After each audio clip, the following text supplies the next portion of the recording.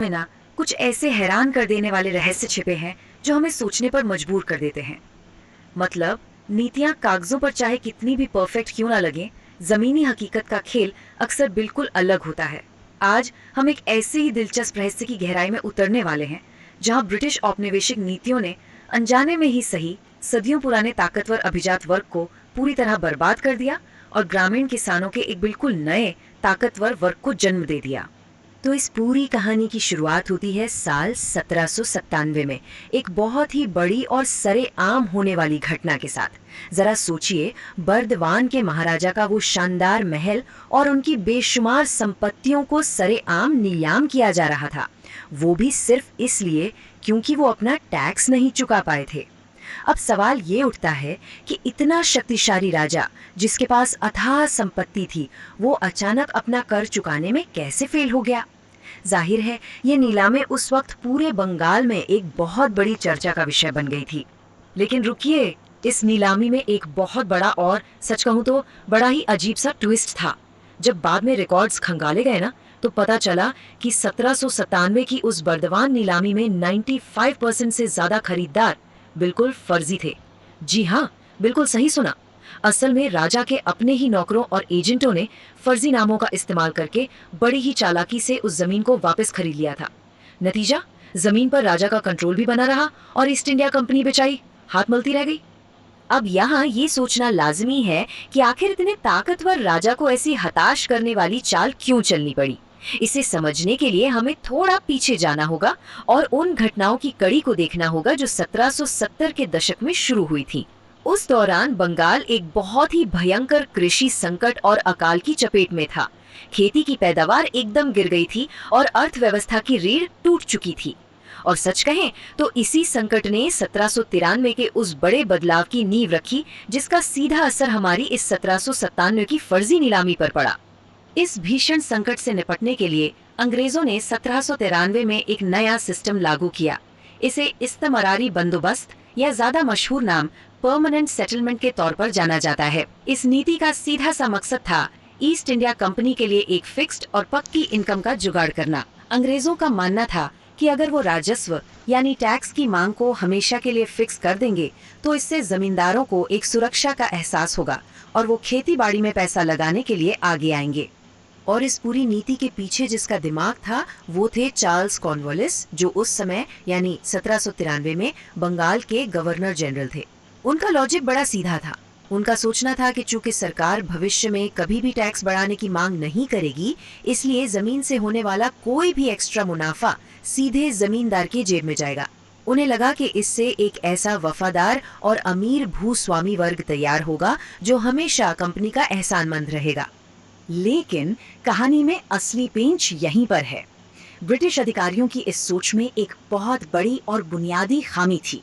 इस नए सिस्टम के तहत जमींदार असल में गांव के मालिक थे ही नहीं, वो बस कंपनी के लिए एक तरह से रेवेन्यू कलेक्टर या टैक्स वसूलने वाले बनकर रह गए थे। अब जरा इस बात की कल्पना कीजिए, एक जमींदार के अंडर में कई बार 400 तक गांव आते थे।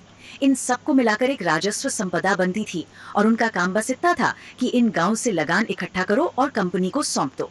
तो यहाँ एक बड़ा सवाल सामने आता है, अगर टैक्स की रकम पहले से तय कर दी गई थी और इस सिस्टम से एक तरह की स्थिरता आनी चाहिए थी, तो फिर ऐसा क्यों हुआ कि बंदोबस्त लागू होने के कुछ ही सालों के भीतर 75% से ज्यादा जमींदारियां बिक गईं?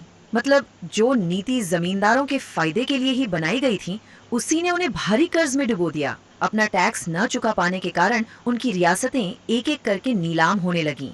ऐतिहासिक दस्तावेजों को खंगालने पर जमींदारों की इस बर्बादी के 4 मुख्य कारण सामने आते हैं। पहला तो ये कि अंग्रेजों ने शुरुआत में ही टैक्स की मांग इतनी ज्यादा रखी थी कि उसे पूरा करना असंभव सा था। दूसरा, 1790 के दशक में कृषि उपज की कीमतें बहुत ही गिरी हुई थी, जिससे किसानों के लिए पैसा चुकाना मुश्किल हो रहा था।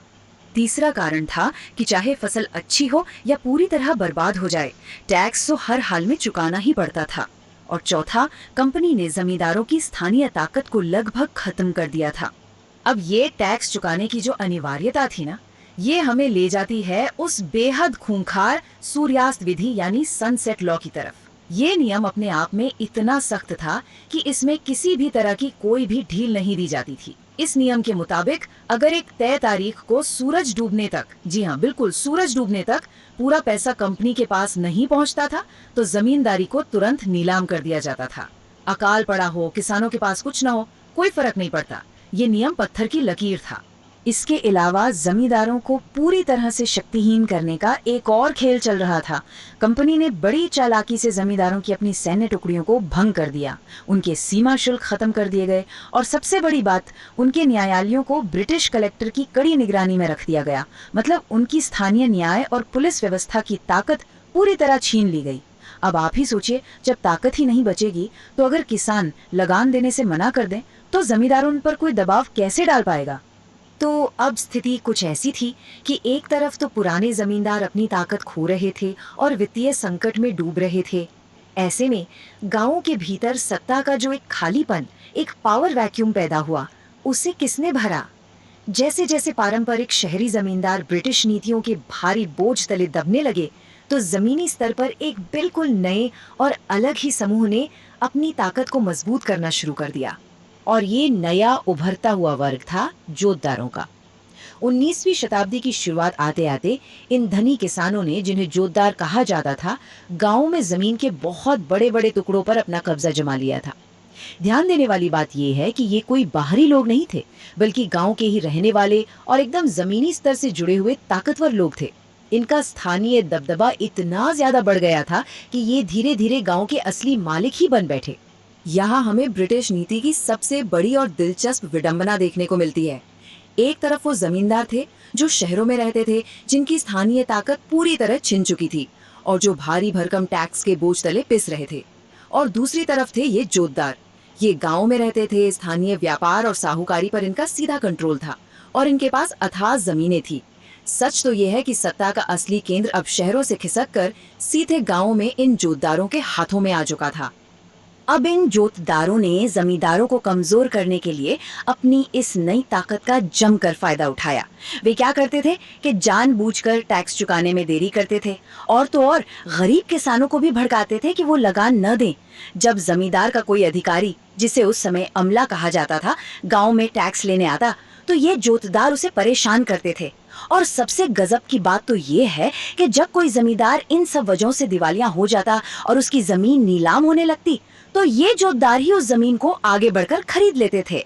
1820 में जॉर्ज चिनारी द्वारा बनाई गई ग्रामीण बंगाल की ये तस्वीर एकदम सटीक तौर पर दिखाती है कि असल सत्ता कहाँ बसती थी। कलकत्ता में बैठे अंग्रेज अधिकारी अपने दफ्तरों में चाहे जो भी कानून पास कर लें, गांव की रोजमर्रा की जिंदगी और वहां की अर्थव्यवस्था पर असली पकड़ इन जोतदारों की ही थी। जमींदार तो बस शहरों में बैठे सब कुछ लुटते हुए देखने वाले एक मजबूर दर्शक बनकर रह गए थे। कुल मिलाकर ये पूरा ऐतिहासिक घटनाक्रम हमारे सामने एक बहुत ही गहरा सवाल छोड़ जाता है। क्या अंग्रेजों ने ग्रामीण बंगाल को पूरी तरह से मुट्ठी में करने की अपनी कोशिश में अनजाने में ही सही एक ऐसा जमीनी सत्ता ढांचा खड़ा कर दिया था जिसे वे खुद कभी पूरी तरह से काबू नहीं कर पाए? इसे देखकर तो यही लगता है कि